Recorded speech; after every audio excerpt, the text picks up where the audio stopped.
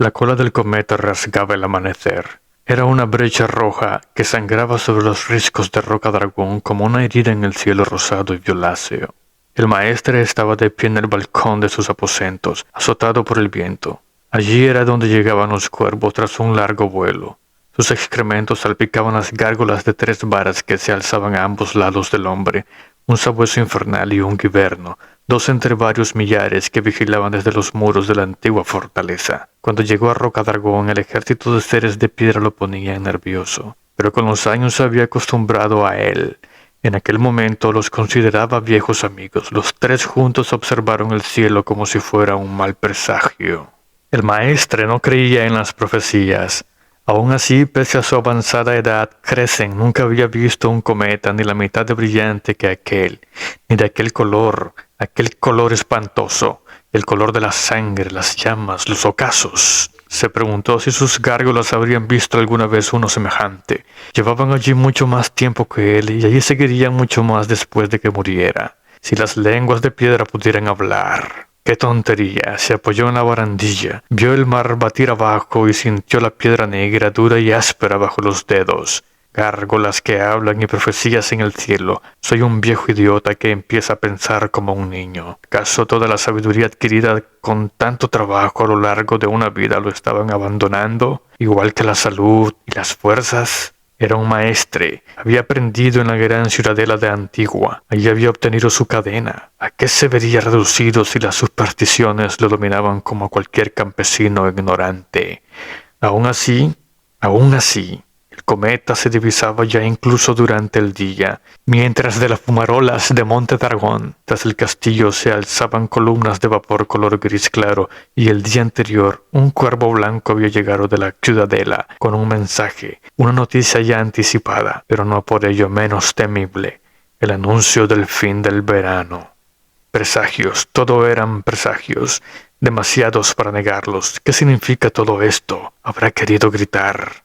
Maestre Crescent, tenemos visita. Pylos hablaba en voz baja como si no quisiera molestar a Crescent en su solemne meditación. Si supiera las tonterías que poblaban la cabeza del maestre, habría hablado a gritos. La princesa quiere ver el cuervo blanco.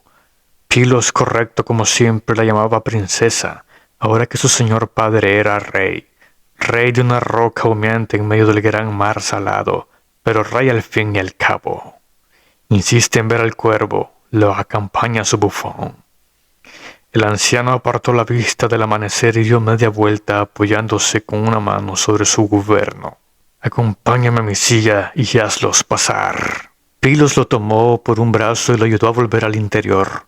En su juventud, Crescent había caminado con paso vivo, pero ya no faltaba mucho para su 80º día del hombre y tenía las piernas frágiles e inseguras. 2 años atrás se había roto la cadera en una caída y los huesos no se habían soldado bien. Hacía 1 año cuando cayó enfermo. La ciudadela envió a Pylos desde Antigua, apenas días antes de que Lord Stannis cerrase la isla.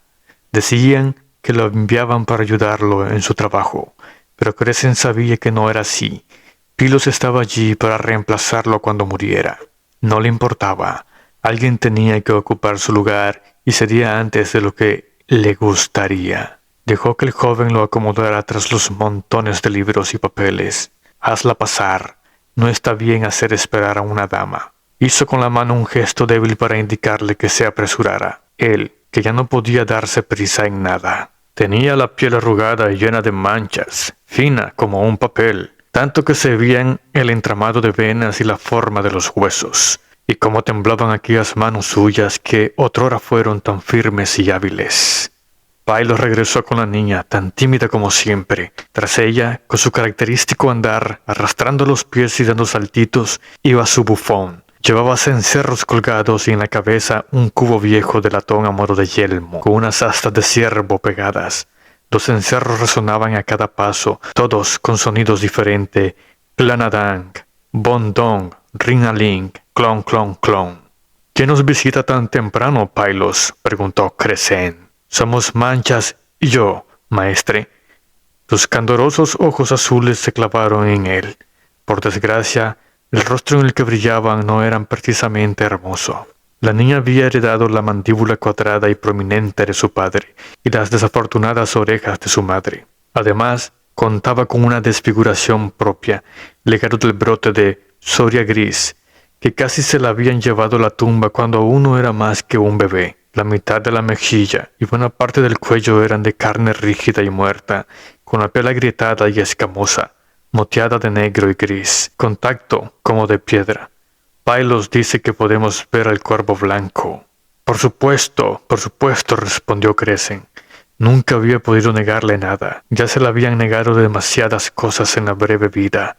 Se llamaba Shiren, cumpliría 10 años en su siguiente día del nombre, y era la niña más triste que el maestre Crescent había conocido jamás.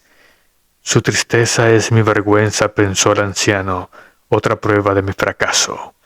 Maestre Pylos, hazme el favor de traer esa ave de la pajarera para que la vea Lady Shiren. Será para mí un placer.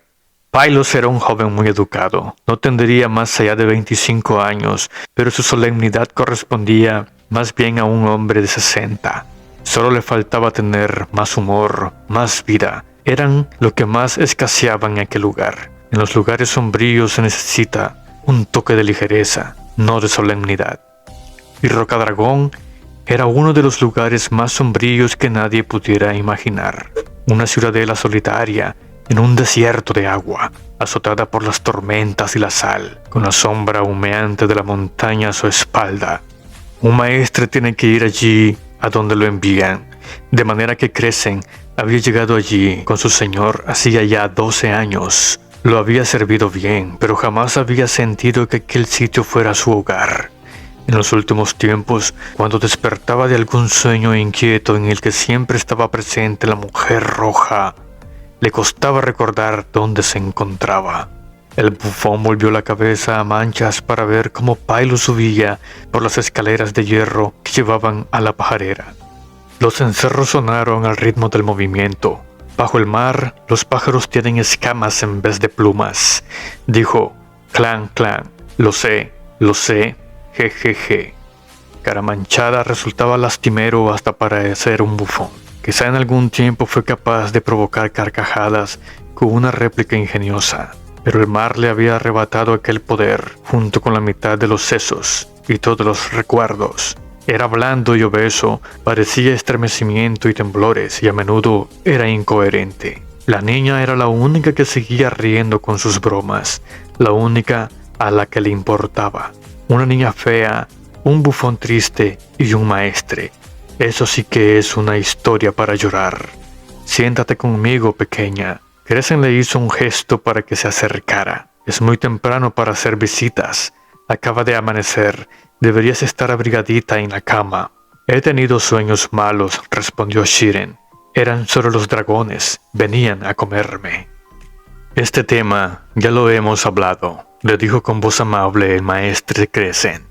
No recordaba un tiempo en que la niña no hubiera sufrido pesadillas. Los dragones no pueden cobrar vida. Están tallados en piedra pequeña. En tiempos ya muy lejanos, nuestra isla era un fortín más occidental del gran feudo franco de Valiria. Los valirios erigieron esta ciudadela y conocían formas de tallar la piedra que nosotros ya hemos olvidado. Todo castillo debe tener una torre allí donde se encuentran dos muros. Es necesario para defenderlo. Los valirios le dieron forma de dragones a esas torres para que la fortaleza pareciera aún más temible, y también por eso coronaron los muros con 1 millar de gárgolas y no con simples almenas. Tomó una manita rosada entre las suyas, frágiles y llenas de manchas, y la apretó con cariño. Así que ya ves, no hay nada que temer.